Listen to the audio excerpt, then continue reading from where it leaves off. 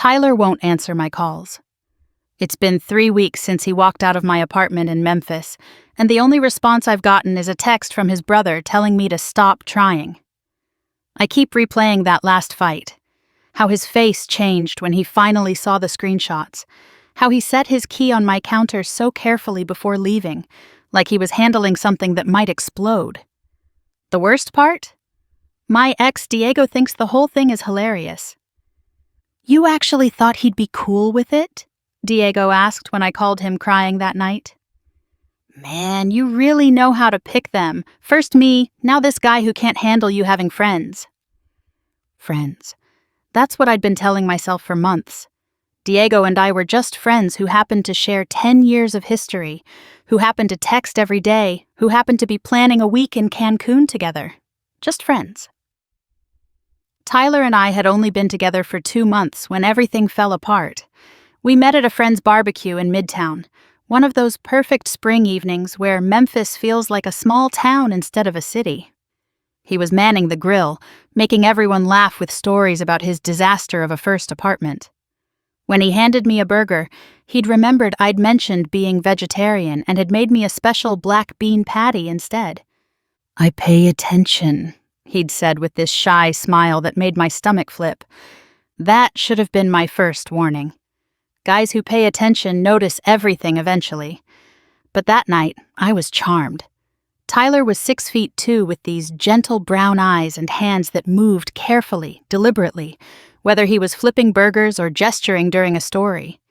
He worked as a project manager for a sustainable architecture firm downtown, coached youth basketball on weekends, and had rescued a 3-legged pit bull named Hendrix, who followed him everywhere with complete devotion. "You're different from my usual type," I told him on our first official date, a week after the barbecue. We were at a wine bar in Cooper Young, sharing small plates and stories. "What's your usual type?" he asked, genuinely curious. "Complicated," I admitted. "Musicians, artists, guys with more issues than a magazine stand." "And that's worked out well?" His tone was teasing, but kind. "I'm here with you, aren't I?" He smiled, raised his glass. "Too uncomplicated." If only I'd meant it. Our first month was the kind of whirlwind that makes you believe in fate. Long drives down to Clarksdale to hear blues music, sunset walks along the river, cooking dinner together in his tiny kitchen while his rescue dog watched hopefully for dropped food. Tyler was different from anyone I'd dated. Steady where Diego had been chaotic, thoughtful where Diego had been impulsive. "You seem happy," my roommate Alexis observed one morning, watching me hum while making coffee. "Like, actually happy. Not that fake happy you did with Diego." "I am happy," I said. And I was, mostly.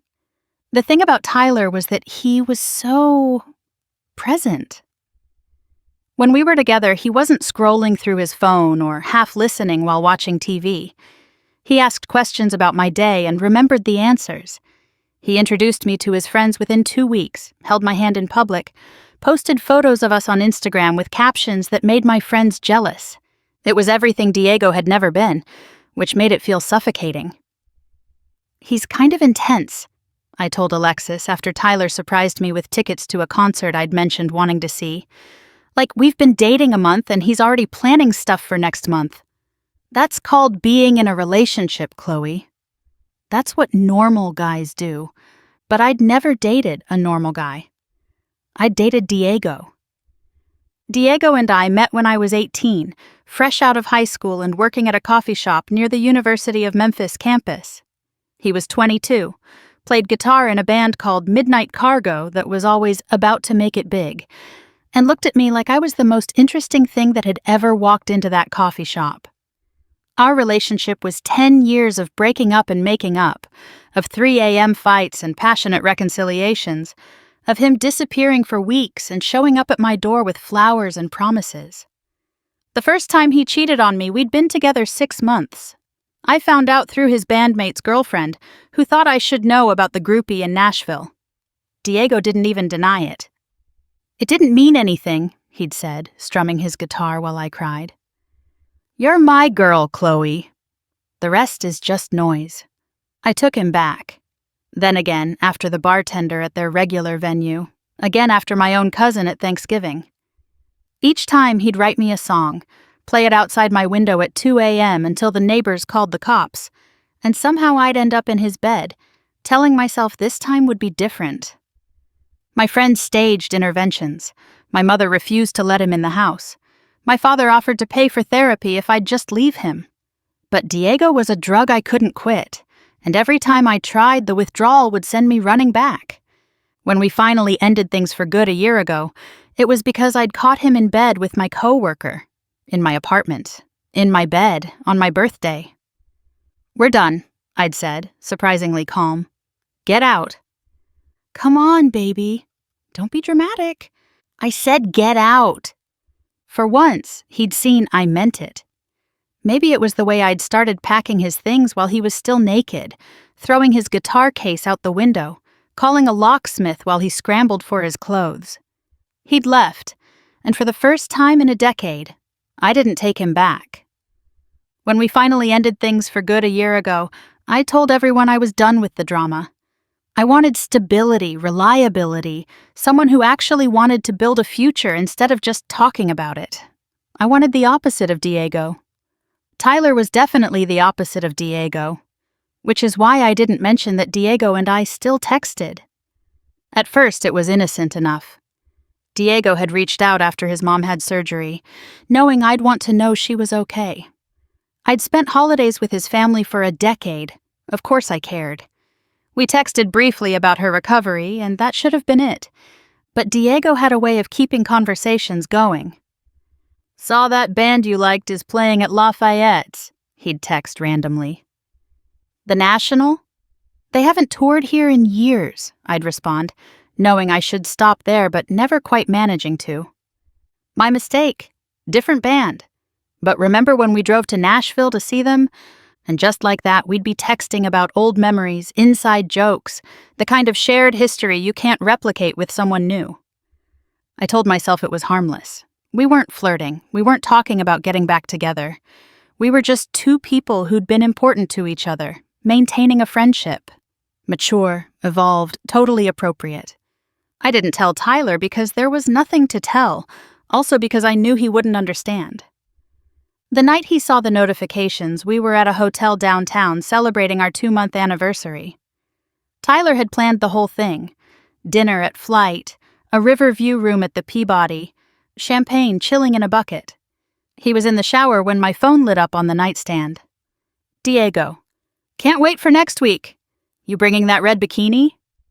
"Diego, the one from Destin?" Tyler came out toweling his hair, glanced at my phone, then at me. "Who's messaging you about bikinis?" "Just a friend," I said, grabbing my phone too quickly. "Old friend from college." He didn't push it. Tyler wasn't the jealous type, wasn't controlling or possessive like Diego had been. He trusted me, which somehow made lying to him feel worse. I should have ended it there. Blocked Diego, told Tyler everything, chosen the relationship I claimed I wanted. Instead, I did what I always did. I kept both doors open, one foot in each world, convincing myself I wasn't doing anything wrong. The vacation planning had started innocently. Diego's band had booked a week of gigs in Cancun, and he'd mentioned I should come down. "Remember that place we stayed?" he'd texted. "Right on the beach, that bar that made the amazing margaritas? The one where you tried to serenade the bartender and fell off the stool? She loved it. I got us free drinks all week. You got a concussion?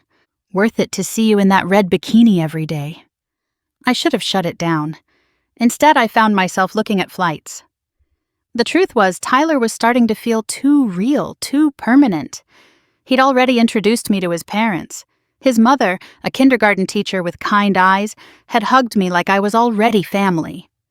His father had shown me Tyler's baby photos, told embarrassing stories about Little League. They'd invited me to Sunday dinner like it was assumed I'd be around for years. "Your parents are really nice," I'd told Tyler on the drive home. "They loved you," he'd said, reaching over to squeeze my hand. "Mom's already planning Thanksgiving." Thanksgiving. It was March. The assumption of permanence made me feel like I was drowning. So when Diego suggested Cancun, it felt like a life raft. A week of the familiar chaos, the push-pull I understood. No one planning Thanksgiving in March. No one's mother hugging me like a daughter-in-law. Just tequila and bad decisions, and the kind of love that burned hot and fast instead of steady and forever. I booked the flight on my lunch break, using my credit card, telling myself it was just a vacation. 7 days. Separate rooms. I'd tell Tyler eventually, make it sound casual. A music festival supporting local artists. He'd understand because Tyler understood everything. Except I couldn't tell him that night. He'd made dinner, actual homemade pasta, not from a box, and was telling me about the sustainable housing project his firm had won. "We're going to change how people think about low-income housing," he said, eyes bright with passion. "Beautiful, efficient homes that happen to be affordable, not affordable homes that happen to be ugly." He cared so much about everything. His work, his rescued dog, the youth team he coached, me. It was exhausting being cared for that completely. "That's amazing," I said, and meant it. Also resented it. Also felt guilty for resenting it. "Oh, and next Friday, the kids have their tournament. You'll come, right? They keep asking about my girlfriend who makes amazing cookies." I'd made cookies once, slice and bake from a tube. But Tyler had bragged about them like I'd invented baking. "Of course," I said, knowing I'd be in Mexico next Friday, watching Diego play guitar for drunk college kids. It wasn't cheating, I reasoned. We'd be staying in separate rooms. I'd be there as a supportive friend, watching his shows, enjoying a beach vacation. Tyler and I hadn't even talked about exclusivity yet. Technically, I was free to vacation with whoever I wanted. The web of justifications I spun was elaborate and flimsy, like cotton candy that dissolves the moment reality touches it. I booked the trip on a Tuesday while Tyler was at work. Told myself I'd mention it casually, like it was no big deal. A week in Mexico with a friend supporting local music. Tyler would understand. He was confident, secure, all those things Diego had never been, except I couldn't find the right time to tell him. Every time I started to bring it up, I'd see his face light up talking about us, about plans he was making for us, and the words would stick in my throat. "My brother wants to meet you," he said one night over takeout. "He's coming to town next month." Thought we could all grab dinner. Next month, when I'd be in Cancun with my ex. "Sure," I said. "Sounds great." The lies came so easily after that, each one small, insignificant on its own. Yes, I had to work late. No, I couldn't do lunch. I had a dentist appointment. Of course I wasn't being distant, just stressed about work. Tyler noticed because Tyler noticed everything, but he didn't push. He brought me flowers, offered to cook me dinner, gave me space when I said I needed it. He was perfect, and I hated him for it. The night everything exploded, we were on the phone while I packed for what I'd told him was a work conference in Nashville. My roommate Alexis was out, which was good because she would have called me out on the bikinis I was folding into my suitcase. "I'm going to miss you," Tyler was saying. "A whole week without you is going to suck." The guilt was eating me alive. "It's just work stuff." "Boring dental conference. You know how it is. Still, maybe when you get back we can plan our own trip somewhere. I was thinking North Carolina, that cabin I showed you." He'd shown me a rental listing 2 weeks ago, a mountain cabin with a hot tub and hiking trails, the kind of place couples went to get engaged. My stomach had dropped at the implications. "Yeah, maybe," I said, shoving sandals into my bag. That's when my mom called on the landline I still inexplicably had, her timing catastrophically bad as always. I answered without thinking, putting her on speaker so I could keep packing. "Chloe, honey, who are you going to Mexico with?" "I need the hotel information for emergencies. And what's this about staying at an all-inclusive? Those places are so expensive." I felt the blood drain from my face. Tyler's voice through my cell phone. "Mexico? What's she talking about?" "Mom, I'll call you back." I lunged for the landline, nearly knocking over my suitcase. "But honey, I need to know." I hung up on her, my hands shaking. The silence from my cell phone was deafening. Tyler? Mexico. His voice was flat. Not Nashville, Mexico. Tyler, I can explain. Are you going to Mexico? Yes, but when were you going to tell me? While you were there? After? Never? The hurt in his voice was worse than anger would have been. It's not like that. It's just a trip with an old friend. Diego's band has shows there and... Diego. The name came out sharp, like broken glass. The ex you told me you hadn't talked to in a year? The one who cheated on you with multiple women? That Diego? We're just friends now. Friends don't lie about vacations. Friends don't hide trips to Mexico. Jesus, Chloe, I asked you point blank last week if you'd heard from him and you said no. He had asked. After I'd seemed distracted during dinner, kept checking my phone. I'd looked him straight in the eye and lied.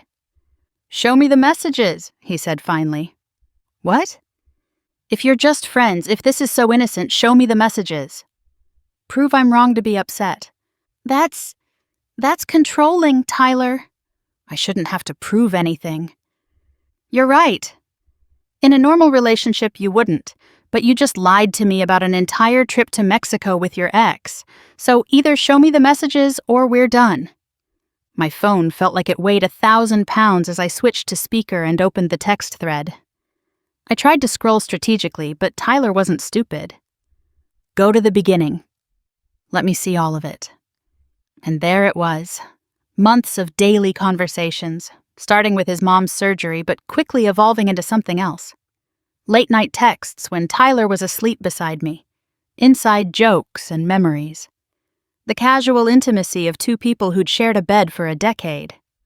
This is from 2 weeks ago, Tyler said, reading. Remember that night in Austin, the hotel with the mirrors? What hotel with mirrors, Chloe? It's just, we traveled a lot with the band. Scroll down. More messages. Diego asking if I still had that red bikini. Me sending a photo of my legs by the pool with the caption, "Getting ready for vacation." Him responding with fire emojis and "can't wait." You sent him thirst traps, Tyler said quietly. While you were lying next to me, you were sending your ex pictures. It wasn't like that. What was it like then? Help me understand how my girlfriend sending bikini photos to her ex while planning a secret vacation is anything other than exactly what it looks like. I couldn't answer because we both knew what it looked like. Call him, Tyler said suddenly. Call Diego right now. Ask him to screenshot everything from his side. If messages are really missing, if this really isn't what I think it is, he'll prove it. My hands shook as I called Diego. Put him on speaker. Explained what I needed while Tyler listened. Seriously? Diego laughed. Your new boy wants proof you're not fucking me? That's pathetic. Diego, please. Just send the screenshots. Whatever, but this is exactly why we didn't work out, Chloe. You always needed someone else's approval. At least with me, you knew who you were. The screenshots came through one by one. Our entire conversation, including the parts I'd deleted. The night I'd told him I missed him. The morning he'd said he still loved me. The plans we'd made that went beyond friendly. The couple's massage, the moonlight swim, the dinner at our restaurant. And then the worst part, a conversation from 2 weeks into my relationship with Tyler. Diego. You sure about this new guy? Me. I don't know. He's everything I said I wanted, but it feels... Diego. Boring? Me. Stable. Diego. Same thing, baby. You'll be back. You always come back. Me. We'll see. Tyler stood up, his movements careful and controlled. So I'm the stable choice. The boring one you settled for until you could get back with him. That's not... I didn't mean it like that. How did you mean it? I couldn't answer because we both knew exactly how I'd meant it. I'm done, he said quietly. We're done. Have fun in Cancun. He set his key on my counter with that careful precision I'd later replay 1,000 times and walked out. No dramatic exit, no slamming doors, Just gone, taking with him all the stability I'd claimed to want. I called Diego crying. His response was exactly what I should have expected. Did he seriously get that worked up over texts? Man, you dodged a bullet. Dude sounds controlling as hell. He's not controlling. I lied to him. I was planning a vacation with you behind his back. So? It's not like we were going to fuck. Probably. That probably hung in the air between us. I need to cancel the trip, I said. Diego's laugh was harsh. Are you serious right now? You're going to cancel on me because some guy you've known for 2 months got his feelings hurt? I hurt him, Diego. I fucked up. No, you acted like a normal person who has friends. If he can't handle that, that's his problem. But if you cancel this trip for him, after he already dumped you, that's pathetic, Chloe. That's not the girl I knew. The girl he knew. The girl who thrived on drama and intensity, who mistook chaos for passion, who couldn't accept steady love without trying to shake its foundation. Maybe I don't want to be that girl anymore. Good luck with that, he said, and hung up. I canceled the trip, lost the deposit, blocked Diego's number, spent a week calling in sick to work while I tried to figure out how I'd managed to destroy the best thing that had happened to me in years. My friends were divided. Half thought Tyler overreacted, that planning a trip with an ex wasn't that big a deal if nothing physical had happened. The other half pointed out the lying, the deleted messages, the emotional affair I'd been conducting while claiming to want something real with Tyler. You sabotaged it, Alexis said bluntly. You had a good guy who treated you right, and you couldn't handle it. So you created drama where there wasn't any. She was right. Tyler had been everything I'd said I wanted after Diego. Stable, reliable, present. And faced with that reality, I'd immediately started texting my ex, keeping that door open, 1 foot already out of the relationship I claimed to value. I wrote Tyler letters he'd never read, trying to explain what I couldn't understand myself. How Diego had been an addiction I couldn't quite shake. How his chaos had felt like home in a way Tyler's calm never could. How I'd been so afraid of being bored that I'd created my own excitement, even if it meant destroying something real. 3 weeks after the breakup, I ran into Tyler's friend Mark at a coffee shop in Cooper Young. He was sitting outside with his laptop, and I almost turned around, but he'd already seen me. Chloe. Not friendly, not hostile, just acknowledgement. Hi, Mark. I clutched my coffee like a shield. How is he? Mark closed his laptop slowly, studying me. You really want to know? Please. He's not great. But he's dealing with it the Tyler way. Structured, methodical. Gym at 5 a.m. every day. Work till 7, home to Hendrix. Meal prep on Sundays. Basketball with the kids on Saturdays. No dating apps, no rebounds, no drunken texts to exes. He paused. Unlike some people... The jab landed. I had sent Tyler exactly 3 drunken texts before he blocked me, each one more pathetic than the last. Is he seeing anyone?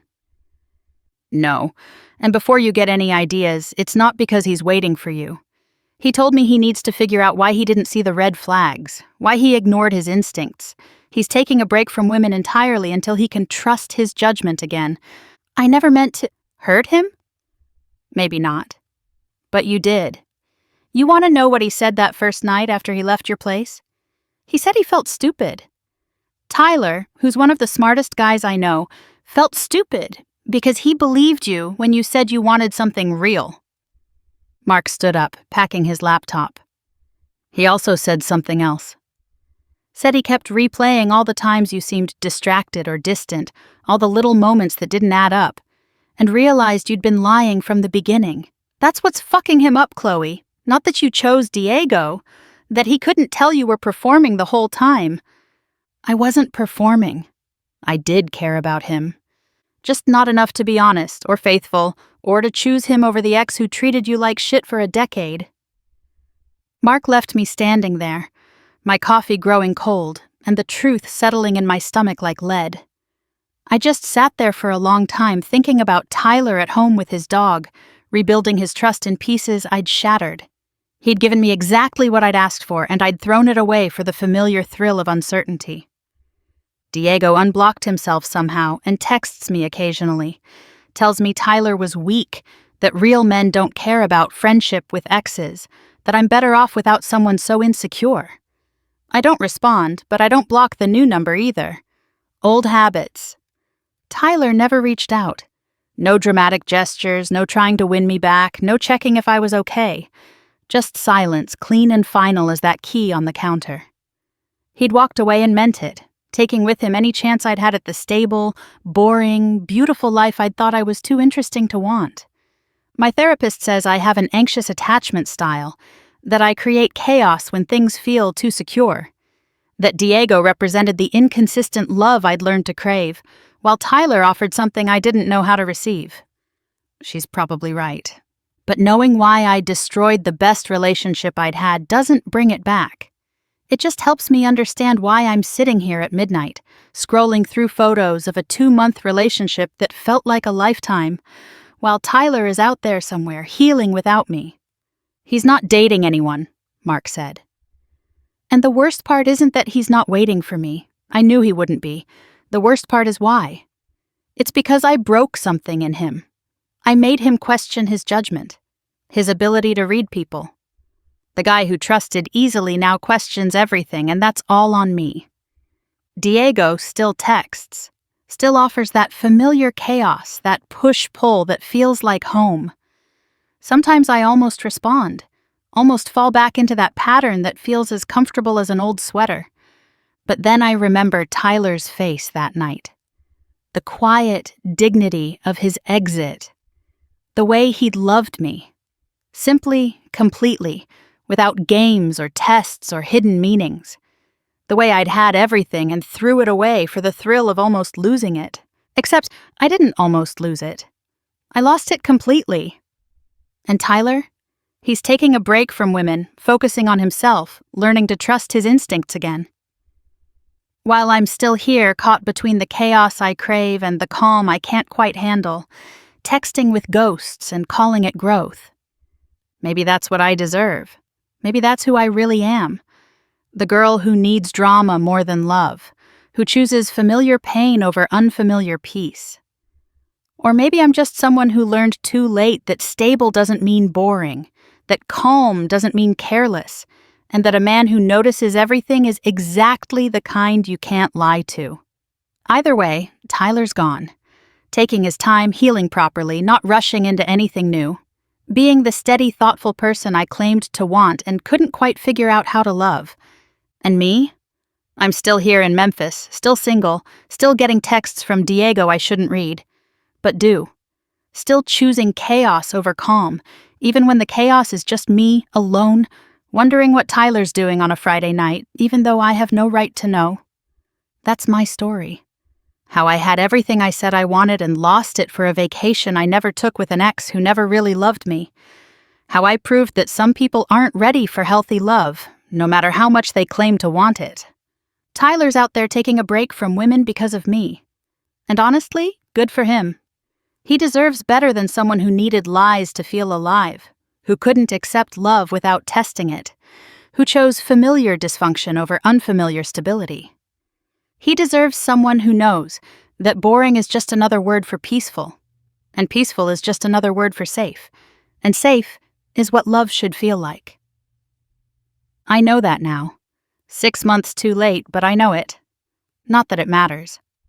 Tyler's done with women for a while, done with trusting, done with believing people are who they say they are. All because I couldn't be who I said I was. All because I needed chaos more than I needed him. That's the real tragedy, the part that keeps me up at night. It's not just that I lost him, but that I made him lose a part of himself. I made him question the instincts that had been right all along. He knew I was lying. He just loved me enough to hope he was wrong, right up until the moment he couldn't hope anymore.